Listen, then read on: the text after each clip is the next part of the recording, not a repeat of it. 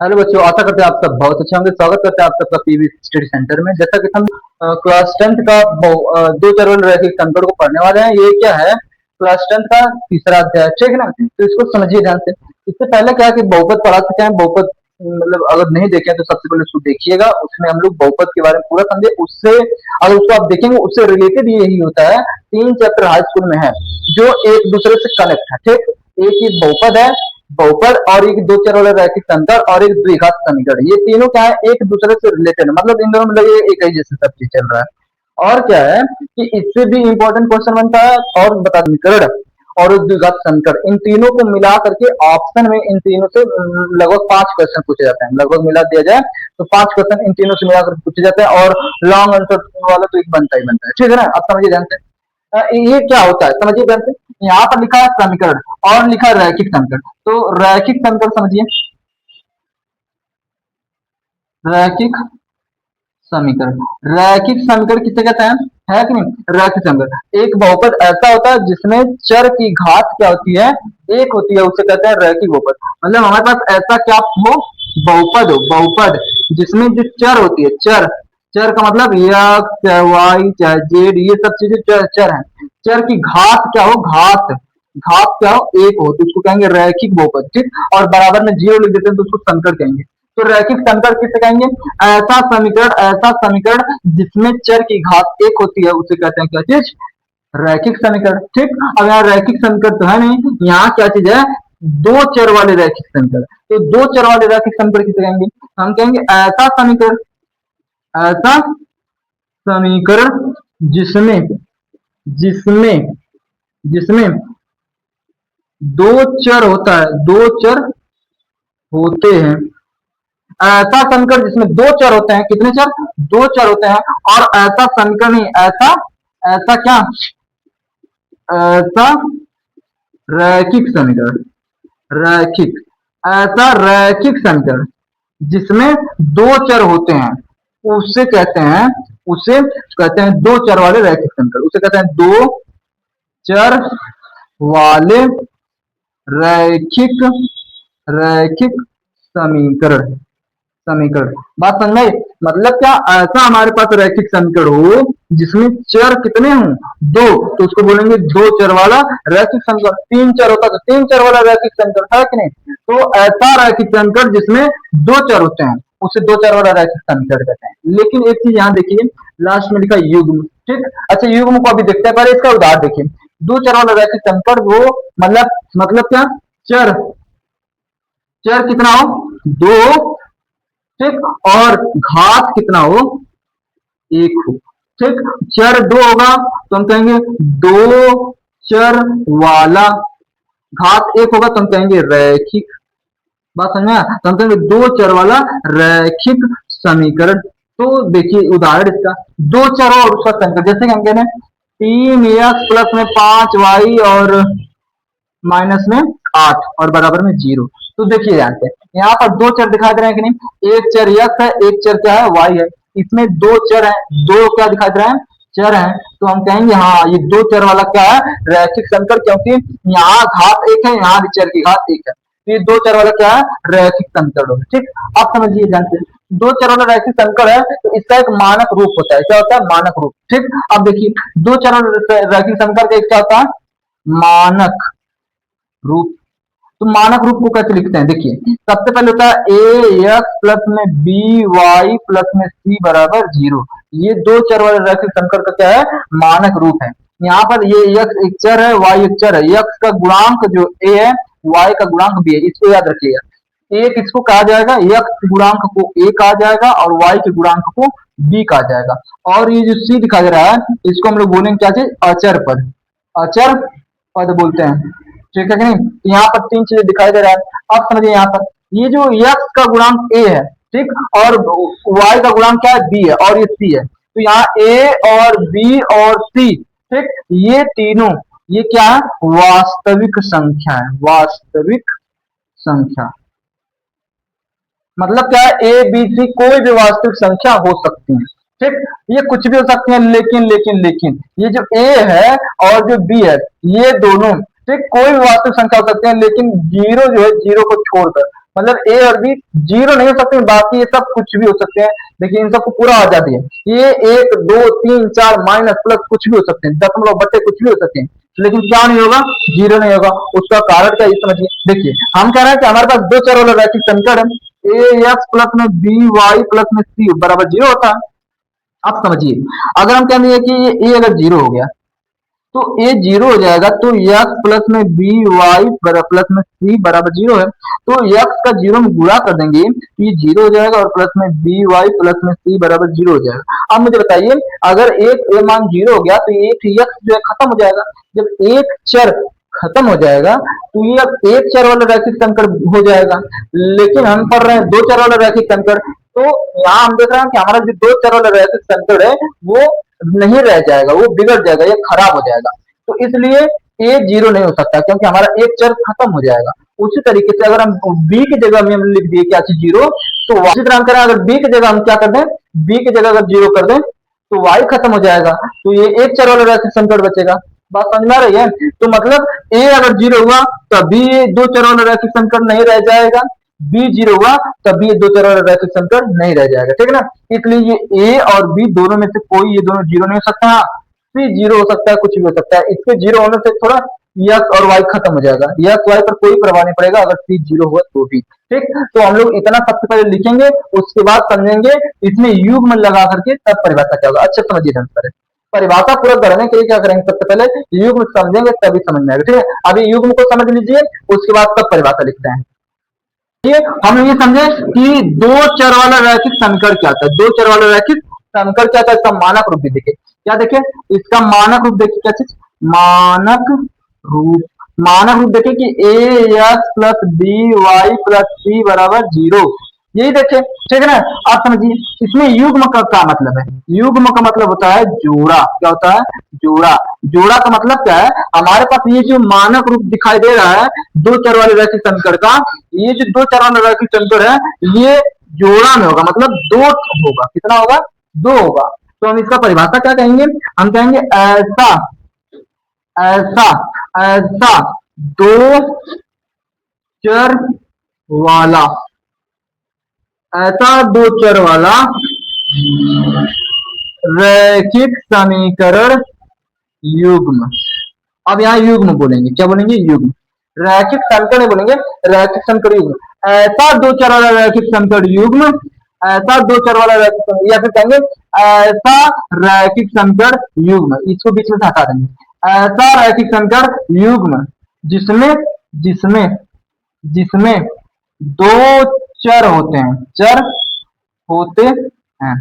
बात समझ आई, क्या है, ऐसा रैखिक समीकरण युग्म जिसमें दो चर होते हैं उसे कहते हैं दो चर वाला रैखिक समीकरण युग्म। बात समझ आई, मतलब क्या है, हमारे पास अगर A X B Y plus C बराबर जीरो है तो हमारे पास एक और रहेगा A X plus B Y plus C बराबर जीरो, मतलब हमारे पास दो समीकरण रहेगा। आप समझिए, दोनों समीकरण अगर एक जैसा रहेगा तो सवाल नहीं लगेगा। अगर यहाँ एक समीकरण है तो इसको हम नाम देंगे, यहाँ पर ए को A1 B1 C1, यहाँ नाम देंगे A2 B2 और C2। बात समझ में आई। तो यहाँ पर क्या है, A1 B1 C1 तथा A2 B2 और C2, ये सब क्या है, वास्तविक संख्या है, ये सब वास्तविक संख्या है। और इनमें से जो A1 B1 है और A2 B2 है ये सब जीरो नहीं हो सकते हैं। बात समझ में, ये सब जीरो हो गया तो दो चर वाला रैखिक समीकरण रह ही नहीं जाएगा।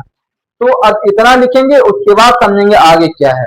देखिए लिख दिए हैं, ऐसा समीकरण, ऐसा रैखिक समीकरण युग्म जिसमें दो चर होते हैं उसे दो चर वाला रैखिक समीकरण कहते हैं। बस खत्म हो गया।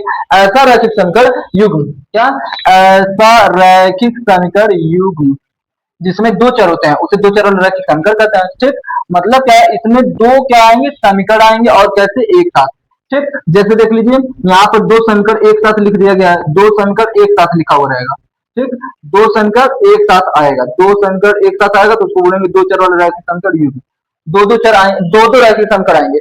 रैखिक समीकरण तब है तो ये दो रैखिक समीकरण है, तो इसको बोलेंगे दो चर वाले। देखिए सब में दो चर है, दो चर है तो दो चर वाला रैखिक समीकरण है, और दो है इसलिए युग्म, दो चर वाला रैखिक समीकरण युग्म है, ठीक है ना। अब तो यहाँ पर इसका मानक रूप क्या होता है, इसका मानक रूप होता है a1x b1y प्लस c1 बराबर जीरो और a2x plus b2y plus c2 बराबर जीरो। यहाँ पर क्या है, a1 b1 c1 और a2 b2 c2 सब क्या वास्तविक संख्या और a1 b1 और a2 b2 जीरो के बराबर नहीं हो सकती है। बात समझा। अब देखिए ध्यान से एक बात रख लीजिए, जैसे कि दो समीकरण रहेंगे, ठीक, तो दो समीकरण में से जो एक समीकरण है, एक समीकरण से एक रेखा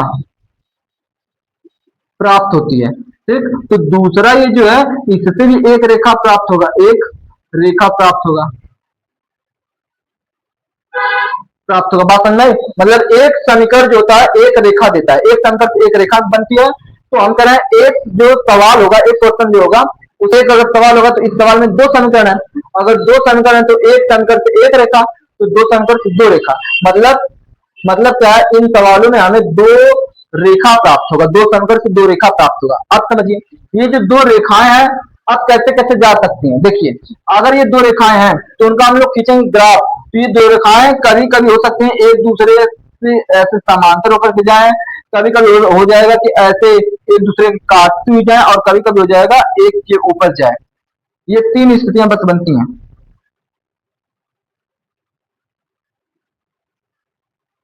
बात समझिए, दो अगर देखिए दो समीकरण से दो रेखा मिलेगा, अब दो रेखाएं एक स्थिति बनेगी कि एक दूसरे को टच ना करे, एक दूसरे के समांतर जाए, ग्राफ जब खींचेंगे तब। दूसरी स्थिति हो सकती है कि एक दूसरे को काटती जाए, एक बिंदु पर काटे। तीसरी स्थिति हो सकती है क्या, कि एक दूसरे के ऊपर हो करती जाए, ठीक।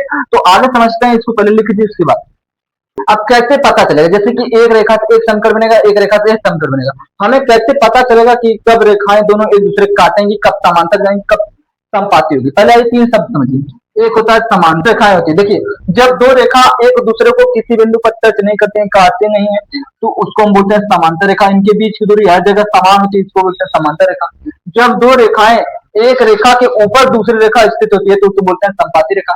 मान लीजिए एक रेखा ऐसे है और दूसरी रेखा सेम एग्जैक्ट इसके ऊपर स्थित हो तो उसको बोलेंगे क्या चीज, संपाती रेखा। तो ये कैसी रेखा है, संपाती। प्रतिच्छेदी रेखा ऐसी दो रेखाएं जो एक दूसरे को केवल एक बिंदु पर काटती हैं, उसे बोलते हैं प्रतिच्छेदी रेखा। ऐसे काट दी तो इसको बोलेंगे प्रतिच्छेदी रेखा, ठीक। अब मुझे बताइए ये रेखा एक दूसरे से कितनी जगह टच है, केवल एक जगह पर। ये कितनी जगह पर टच है, सभी जगहों पर, सभी जगहों पर, सभी जगहों पर टच है। ये कहाँ टच है, कहीं नहीं है कि नहीं, एक दूसरे से कहीं नहीं टच है, ठीक। इस तीन बात को इधर देखिएगा। अब समझिए हम लोग करते क्या है, यहाँ पर हमें तीन चीज मिलता है, हम क्या करते हैं इस क्वेश्चन में, इस क्वेश्चन में, इस क्वेश्चन में हम लोग a1 a2 जो है और b1 b2 c1 c2 इन्हीं सब की तुलना करते हैं, ठीक। आइए हम तुलना करें, देखें क्या होता है। जिससे पहला सवाल लिखा है यहाँ पर, हम a1 की बात करें, b1 की बात करें और c1 की बात करें, और a2 b2 और c2। जैसे यहाँ अगर हम a1 खोजें तो a1 कहाँ होता है, x का गुणांक a1 कहलाता है, ठीक है ना। तो हम कहेंगे क्या चीज, यहाँ पहले समीकरण, जिस पहला समीकरण है वहां से मिलेगा, यहाँ पर कुछ नहीं तो एक होगा, a1 बराबर कितना, एक। b1 बराबर जो y का गुणांक होता है उसको b1 कहते हैं, मतलब माइनस का दो। और c1 यहाँ c कुछ है ही नहीं तो c का मान हो जाएगा जीरो, ठीक। अब यहाँ देखिए इसमें x के गुणांक को कहते हैं इसको एक, तो यहाँ आ जाएगा ये a2, तो a2 की जगह हो गया तीन, और यहाँ y की जगह क्या हो जाएगा चार, यहाँ हो गया चार, और यहाँ हो जाएगा माइनस का 20, ठीक। ऐसे हो गया। अब समझिए तो यहाँ पर हम लोग तुलना करेंगे a1 a2, a1 बटे a2 करेंगे तो हमारा a1 कितना है एक और a2 कितना है तीन, तो इतना आ गया। उसके बाद हम b1 बटे b2 चेक करेंगे, b1 बटे b2, तो b1 कितना हमारा माइनस का दो और b2 कितना माइनस चार है, क्या है चार, कट जाएगा तो ये भी आएगा एक बटे दो माइनस का, ठीक। जब चेक करें हम लोग और हम देखें कि a1 a2 और b1 b2 दोनों अलग अलग जाए, जैसे a1 a2 आ गया एक बटे तीन और b1 b2 आ गया माइनस एक बटे दो, अलग अलग आ गया, ठीक। तो हम वही चेक करना रोक देते हैं, ठीक है ना। तो हमारे पास एक स्थिति आ गई, क्या आ गई, कि हम लोग जैसे कि जब इन दोनों समीकरण को सॉल्व करेंगे तो ऐसा हो सकता है कि a1 बटे a2 जो है और b1 बटे b2 जो है ये एक दूसरे के बराबर ना आए, ऐसी एक स्थिति बन सकती है, हो सकता है। अच्छा दूसरा और क्या हो सकता है, इस क्वेश्चन को सॉल्व करते हैं, देखते हैं। यहाँ पर समीकरण एक लिखा है 2x प्लस 3y माइनस 9 बराबर जीरो, ठीक। तो यहाँ पर a1 निकालेंगे तो हो जाएगा दो, b1 बराबर हो जाएगा तीन, c1 बराबर हो जाएगा माइनस का नौ, ठीक। यहाँ दो और यहाँ पर तीन और यहाँ माइनस नौ। इसी तरह से हम एक जिससे दूसरा समीकरण चार x प्लस में 6y माइनस में 18 बराबर में जीरो, इसको अगर हम a1 a2 b2 निकालें तो क्या होगा, यहाँ a2 क्या चार B2 क्या है 6, C2 क्या है माइनस का 18 है। तो यहाँ पर हम अगर तुलना करें A1 बटे A2 निकालें, A1 बटे A2 निकालें तो A1 क्या है 2 और A2 क्या है 4, तो यहाँ 2/4 निकल गया।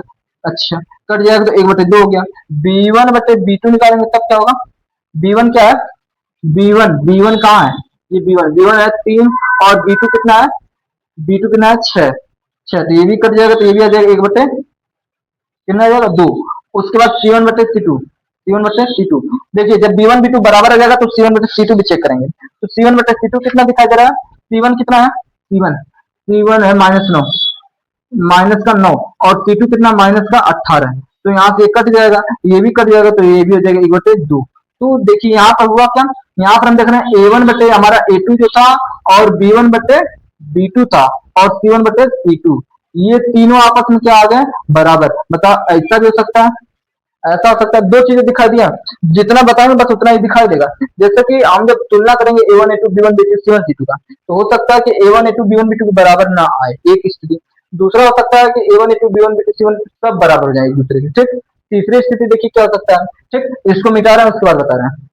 फिर देखिए यहाँ पर लिखा है x प्लस में 2y-4 बराबर 0, ठीक। यहाँ पर अगर A1 की बात करें तो A1 x का गुणांक A1 कहलाता है, x की गुणांक 1 है। B1 की बात करें तो 2, C1 की बात करें तो -4 है, ठीक। इस तरीके हो गया। और दूसरा समीकरण क्या है, 2x प्लस में 4y माइनस में 12 बराबर में 0, ठीक।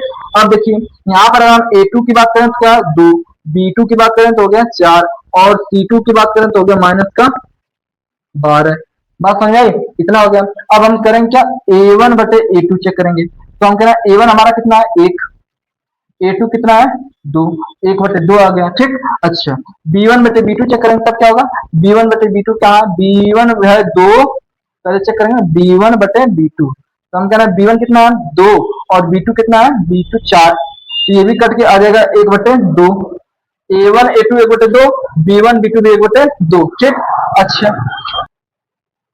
C1 C2 चेक करें तब, C1 यहाँ पर क्या -4, तो -4 और C2 कितना है, C2 कितना है देखिए ये -4 C1 है ना, ये यहाँ कहाँ दिख रहा है C1 का मान, यहाँ ना है, C1 कहाँ है, हाँ -4, C1 का मान क्या है -4 और C2 क्या है -12, ये कट जाएगा 4 3 12 1/3। तो यहाँ पर क्या देख रहे हैं हम लोग कि A1 A2 1/2, ठीक, B1 B2 भी 1/2, लेकिन तीसरा C1 C2 अलग आ गया। तो यहाँ पर हम क्या देखे हैं कि A1 बटे A2 जो है ये बराबर है B1 बटे B2 के, और C1 बटे C2 जो है ये बराबर नहीं है। तीसरी स्थिति ये हो गई, ठीक। तो यहाँ क्या दिखा दे रहा है कि ये तीन ही स्थिति होती हैं, या तो A1 बटे A2 बराबर होगा B1 बटे B2 के, या तो होगा A1 बटे A2 बराबर होगा B1 बटे B2 और बराबर होगा C1 बटे C2 के, या फिर होगा ऐसा A1 A2 B1 B2 बराबर हो C1 C2 बराबर ना हो, ठीक। ये तीन स्थितियां होती हैं। तीन स्थितियां अच्छे से होंगी तो इसको क्या कहेंगे, ठीक। इतना लिखिए, इसको बाद आगे बताते हैं। होता क्या है, जब A1 बटे A2 बराबर हो B1 बटे B2 के, ठीक, बराबर हो B1 बटे B2 के। अच्छा मान लीजिए बराबर नहीं है, ठीक है, बराबर नहीं है, ठीक। अगर A1 बटे B2 A1 बटे A2 B1 बटे B2 अगर बराबर नहीं है, A1 बटे A2 B1 बटे अगर B2 बराबर है, ठीक, इसको हम कहेंगे ये प्रतिच्छेदी रेखा का समीकरण है। बात समझना, अगर A1 बटे A2 बराबर है B1 बटे B2 की, नहीं बराबर नहीं है तो B1 बटे B2 तो ये हो जाएगा प्रतिच्छेदी रेखा समीकरण। दूसरा क्या है, ये पहला है। दूसरा क्या है, A1 बटे A2 बराबर है B1 बटे B2 के, लेकिन बराबर नहीं है C1 बटे C2 के, तो ये होगा समांतर रेखा समीकरण, समांतर रेखा का समीकरण, ठीक। और तीसरा क्या है, यदि A1 बटे A2 बराबर हो B1 बटे B2 के और बराबर हो C1 बटे C2 के, तो इसको कहेंगे ये पाति रेखा का समीकरण है, ठीक। तो ये संपाती रेखा समीकरण। अब समझिए ये प्रतिच्छेदी रेखा समीकरण है, यहाँ पर देखिए प्रतिच्छेदी रेखा एक दूसरे को एक बार काटेंगे तो एक जगह काटेगी तो इसका हल होगा कितना, तो प्रतिच्छेदी रेखा जो समीकरण है इसका एक हल होगा, होगा। और एक हल को हम बोलते हैं अद्वितीय, अद्वितीय हल। बात सुनना। अच्छा, अगर समांतर रेखा का समीकरण होगा, मतलब a1 बटे a2 b1 बटे b2 और c1 बटे c2 बराबर ना हो, तो हम कहेंगे क्या चीज? देखिए ये समांतर रेखा का समीकरण है और समांतर रेखा का समीकरण कहीं एक दूसरे को टच नहीं करता है, तो हम कहेंगे इसका कोई हल नहीं होगा, कोई हल नहीं होगा। ठीक। और संपाती रेखा का समीकरण देखिए, तीनों अगर बराबर है तो संपाती रेखा का समीकरण, और संपाती रेखा का समीकरण सभी जगहों पर एक दूसरे को काटते हैं, तो हम बोलेंगे क्या चीज? इसका अनेक हल होगा। बात समझ में? A1 ये इतना होता है, अगर A1 बटे ये अगर तुलना किए, अगर ये बराबर है तो एक हल होगा, ये बराबर नहीं है तो उसका एक हल होगा, जिसको बोलता है अद्वितीय हल। अगर इतना ऐसा दिखाई दिया है तुलना करने पर, तो कहेंगे इसका कोई हल नहीं होगा। ठीक। और ये समांतर रेखा का समीकरण है, और ये क्या कहेंगे? अगर सब बराबर तो संपाती रेखा का समीकरण है, और संपाती रेखा का समीकरण अगर है, इसका अपरिमित रूप से कितना हल होगा? अनेक हल होगा। बात समझ में आया? अब समझिए, यहाँ पर हल है, हाँ यहाँ पर हल है, यहाँ पर भी हल है, हल है, यहाँ पर एक ही सही, लेकिन हल है ना, हल मतलब आंसर कुछ आएगा। ठीक। और इसका भी आएगा। तो जब हल किसी का होता है तो उसको हम बोलते हैं संगत। क्या बोलते हैं? संगत। मतलब क्या है? ये जो प्रतिच्छेदी रेखा का समीकरण होता है और संपाती रेखा का समीकरण, ये दोनों संगत होते हैं। संगत का मतलब इनका हम लोग ग्राफ खींच सकते हैं। क्या खींच सकते हैं? ग्राफ खींच सकते हैं। और जो समांतर रेखा है, यहाँ पर कहीं पर टच नहीं किया, इसको बोलते हैं असंगत। क्या बोलते हैं? असंगत। इसका हम लोग ग्राफ नहीं खींच सकते, इसका ग्राफ नहीं खींचा जा सकता, इसका ग्राफ खींचा जाएगा, ग्राफ खींचा जाएगा। ठीक। अब समझिए, अगर ग्राफ खींचेंगे, हमारे पास कोई समीकरण है, अगर वो प्रतिच्छेदी रेखा का समीकरण है, तो ग्राफ खींचेंगे, दो दो समीकरण रहेगा, दो समीकरण से ग्राफ खींचेंगे तो दो रेखा बनेगा। देखिए दो समीकरण है, एक समीकरण है, एक समीकरण, अगर एक समीकरण से क्या मिलेगा? रेखा मिलेगा, एक रेखा, फिर इससे मिलेगा एक रेखा, एक क्या चीज? रेखा मिलेगा। मतलब दो दो समीकरण से दो रेखाएं मिलेंगी, और ये दो रेखाएं अगर उसमें देखेंगे A1 बटे A2 नहीं बराबर है B1 बटे B2 के, तो वो प्रतिच्छेदी रेखा का समीकरण है। ग्राफ खींचेंगे तो ये दोनों रेखाएं एक जगह पर काटेंगी, ऐसे एक जगह पर काटेंगी। अगर उसमें तीनों बराबर है तो वो एक दूसरे के ऊपर से होकर के जाएंगी ग्राफ में। ठीक है ना? और क्या है, अगर ऐसा होगा तो उसका ग्राफ ही नहीं खींचना रहेगा, उसको कहेंगे असंगत है। बात समझ? इसको बढ़िया से लिख रहे हैं, उसके बाद देखते हैं क्वेश्चन। जब हम a1 x plus b1y plus c1 बराबर 0 की तुलना a2 x plus b2y plus c2 बराबर 0 से जब करते हैं, ठीक, तो होता क्या है? a1 b1 c1 की तुलना a2 b2 c2 से जब करेंगे तो तीन तरह की स्थितियां बनती हैं, है ना? क्या बनती? देखिए, जब ए अनुपात की तुलना करते हैं, मतलब a1 का बटे a2 का अनुपात, b1 बटे b2 का अनुपात, c1 बटे c2 का अनुपात, तो तीन तरह का अनुपात दिखाई देता है। ये तीन तरह का है। क्या होता है कि a1 बटे a2 B1 बटे B2 के बराबर नहीं आए, एक स्थिति ये हो सकती है कि दो संकर सॉल्व कर रहा है, ऐसा हो सकता है। दूसरा क्या होगा? A1 बटे A2 B1 बटे B2 बराबर हो, लेकिन तीसरा वाला बराबर ना हो।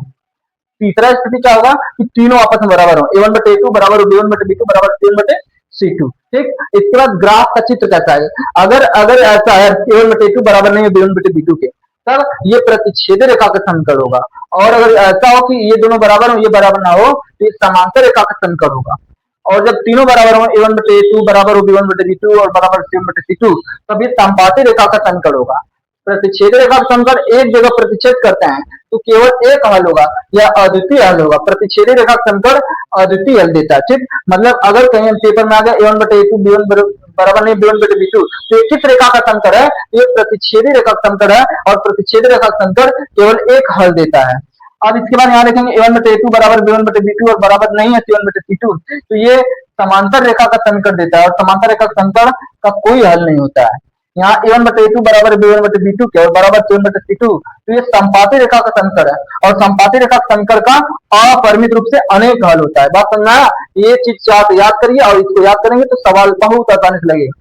तो हम लोग को देखिए, इस चैप्टर में अब कुछ खास नहीं, समझिए क्या है चैप्टर में जो सवाल है, तीन विधि से लगाना है। पहले के समय में इसमें क्या क्या था उसको समझिए। उसमें पहले के समय में इसमें क्या था? ग्राफी विधि से समीकरण को हल करना, प्रतिस्थापन विधि से समीकरण को हल करना, और विलोपन विधि से हल करना। ये अभी भी है इस सिलेबस में, हम लोग पढ़ना है। इसके बाद अभी पढ़ेंगे ग्राफी विधि से समीकरण को हल करना। जैसे एक समीकरण आएगा तो ग्राफी विधि से उस पर हम लोग चित्र बनाएंगे, ठीक है ना? उसके बाद समीकरण को हल करने के अगली प्रश्नावली में आएगी प्रतिस्थापन विधि, और उसके बाद एक प्रश्नावली होगी, उसमें रहेगा विलोपन विधि। ठीक। और इस पर हो जाएगा चैप्टर खत्म। तो इसको लिख लीजिए, उसके बाद समझेंगे कि कैसे सवाल को लगाएंगे।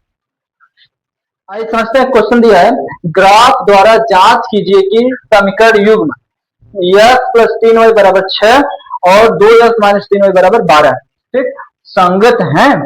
यदि ऐसा है तो उन्हें ग्राफ द्वारा हल कीजिए। ठीक, तो आइए इसको देखते हैं। सबसे पहले लिखेंगे क्या चीज, हल। अब देखिए लगाएंगे कैसे। आर बार पहला समीकरण दिया उसको उतारेंगे।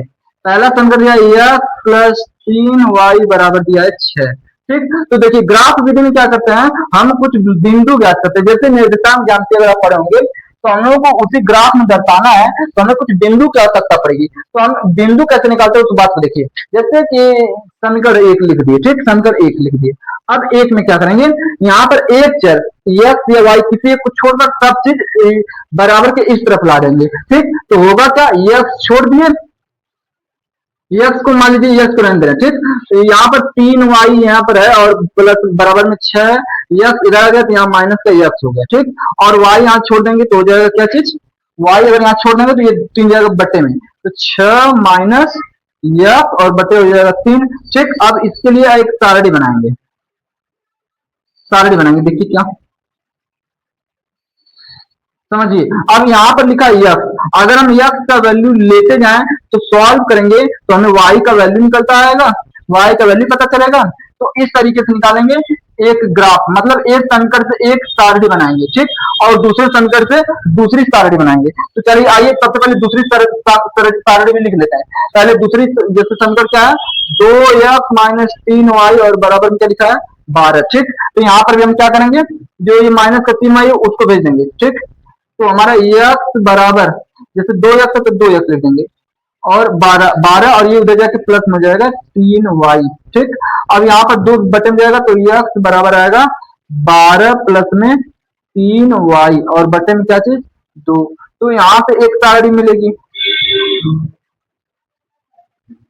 ठीक, अब x जैसे मान लीजिए y का अलग अलग हम वैल्यू रखेंगे y का, तो x का अलग अलग मान मिलेगा।